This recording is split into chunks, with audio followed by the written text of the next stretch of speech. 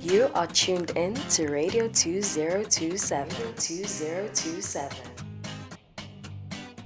Welcome to Radio 2027. You are listening to Monday Bottom Line 6 to 7, where I bring you relevant and thought-provoking topics. I'm your host, Thokozani, and tonight I have the seasoned former Radio Grahamstown producer, Luandon Tenda, and Dom Bingidi, a professor at Rhodes University School of Journalism and Media Studies.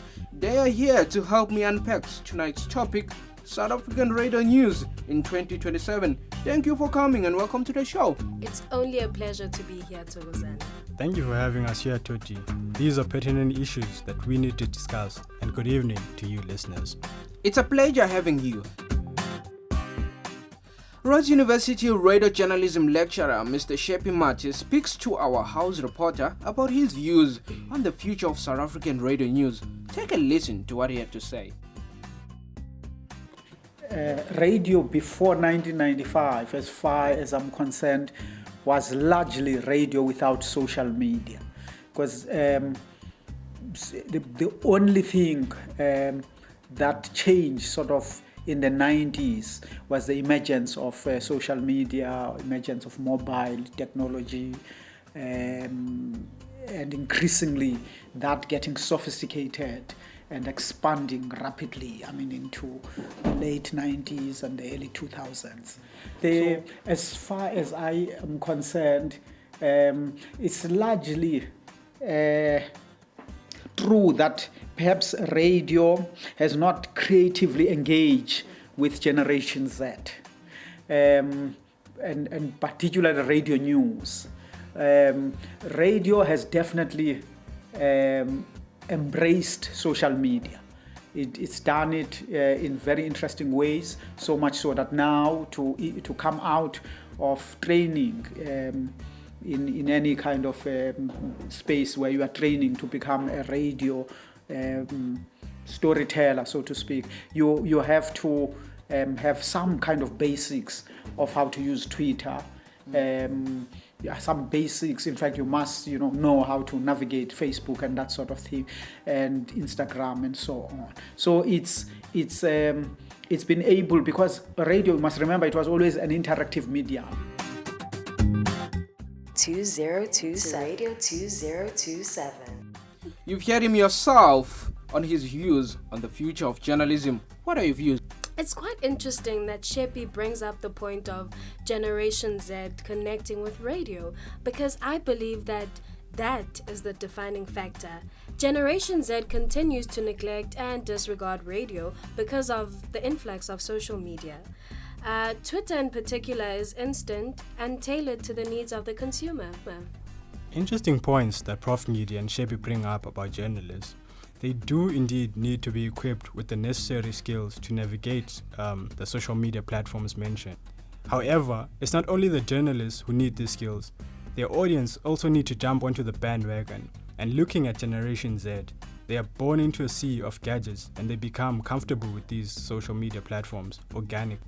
I want to direct this question to you, Prof. Ngidi. It reminds me of a reporter by Larry Miller from the United States of America Broadcasters Association, who argues that traditional radio has failed to engage with Generation Z, just as you have both mentioned. What do you think will be the fruits of the failure, especially in Grahamstown context? But do we really have to speculate much, Thokozani? It's already happening. The future that was predicted is unpacking right before our eyes. Look at Rhodes Music Radio. Look at Radio Grahamstown. Where are the listeners going to? I don't think you have to be a specialist of any sort to see that the listenership is suffering. Radio is suffering. You're spot on, Prof. I've been asking myself the same question again and again. As a radio host, it breaks my heart to think about the constant decrease in the station listenership. But maybe not all hope is lost. Let's listen to what Grahamstown resident had to say about the future of radio in Grahamstown. I get my news from the internet. Mainly the internet, websites like the Daily Box and more South African kind of websites. With the radio, you don't really have selection. You have to play all of the news. Whereas if it's on the internet, you look for what you're interested in, and then that's it. Which radio station do you listen to? I listen to 5FM. In 10 years' time, do you feel like you'll still be listening to this one particular radio station? It's possible. I don't think so. Maybe. 2027. You've heard them yourself. What's your take on what the people had to say? Well, you see, Toti, what the listeners had to say just further reiterates what we have been discussing all along. People are finding alternatives to radio, alternatives that are in fact better than radio. I must confess myself, Luando, that often, even myself, I live stream when I want to listen to radio, and it works for me.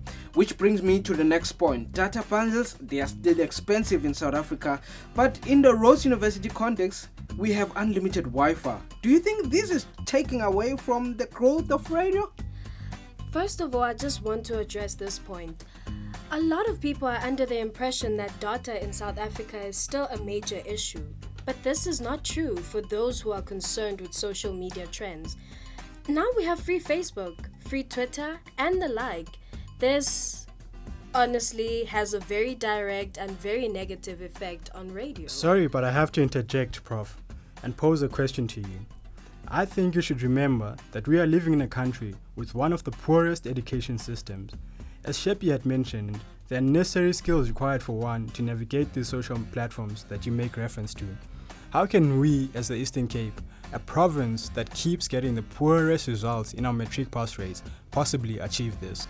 Luando, while I understand your frustration, do you really have to be academically inclined to be smartphone savvy? My 8-year-old son uses his iPhone with ease. I don't believe that education is a factor when it comes to social or digital media usage. Before you steal my show, let me come in and take you back to tonight's business. We are discussing the future of radio journalism. Where do you see it in radio 2027? And that's my last question. I don't mean to be a pessimist, but in all honesty, I think radio will be history by 2027. I have to agree with what Prof is saying on this one. Radio news in Grahamstown, to be specific, is gradually dying.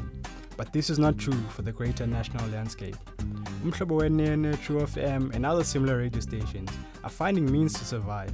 They are actively incorporating new media skillfully, and this is what radio stations in Grahamstown should be learning. Thank you very much. That was Luando Ntenda and Professor Ngidi on the Monday Bottom Line 6 to 7 show. Until we meet again next week, I wish we still had time to elaborate on tonight's topic, because I still want to know, will radio journalists still going to be relevant in 2027? Will FM radio still exist in 2027? Have a good night. You are tuned in to Radio 2027.